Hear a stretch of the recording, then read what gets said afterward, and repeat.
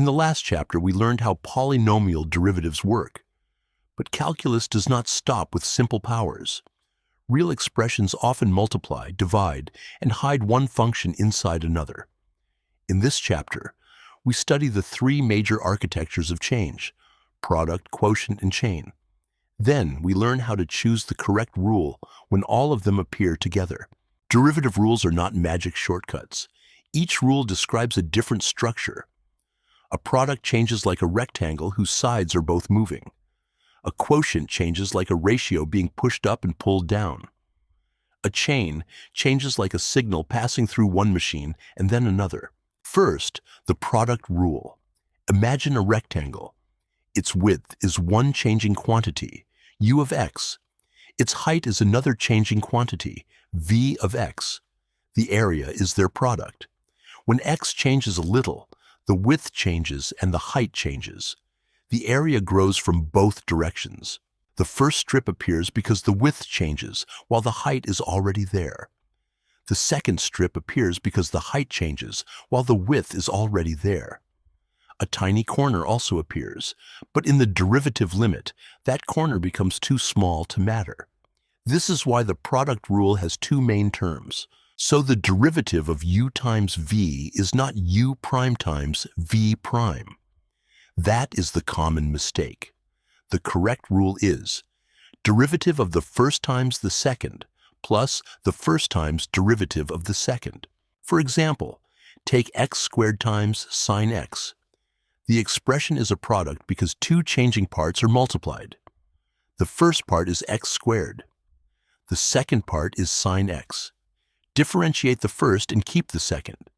Then keep the first and differentiate the second. Now the quotient rule. A quotient is different from a product. A quotient compares one changing quantity against another. Think of speed as distance divided by time, or average cost as total cost divided by number of items. The numerator pushes the ratio upward, while the denominator can pull the ratio downward. This is why the quotient rule contains subtraction. The numerator's change helps the quotient grow. The denominator's change works against it. The structure is derivative of the top times the bottom minus the top times derivative of the bottom, all divided by the bottom squared. For example, take x squared divided by x plus 1. This is a quotient because the main structure is division. We identify the top as u and the bottom as v. Then we apply the quotient rule carefully, keeping the order correct. Now the chain rule. A chain happens when one function is inside another. The outside function does not see x directly. It sees an inner output. When x changes, the inner function changes first, and then the outer function responds to that inner change. Imagine two machines. The first machine takes x and produces x squared plus 1. The second machine takes that entire result and raises it to the fifth power. The final change depends on both machines, so the rates multiply. This is the chain rule. The derivative of the outside function is evaluated at the inside function, and then multiplied by the derivative of the inside function. The inner derivative is not optional. Forgetting it is one of the most common mistakes in calculus. For example, take x squared plus 1, all raised to the fifth power. The outside function is power 5. The inside function is x squared plus 1. We differentiate the outside first, leave the inside in place, and then multiply by the derivative of the inside. Now comes the real skill. When you see a complicated expression, do not panic. Ask structural questions. Is the main structure division? If yes, start with the quotient rule. If not, is the main structure multiplication? If yes, start with the product rule.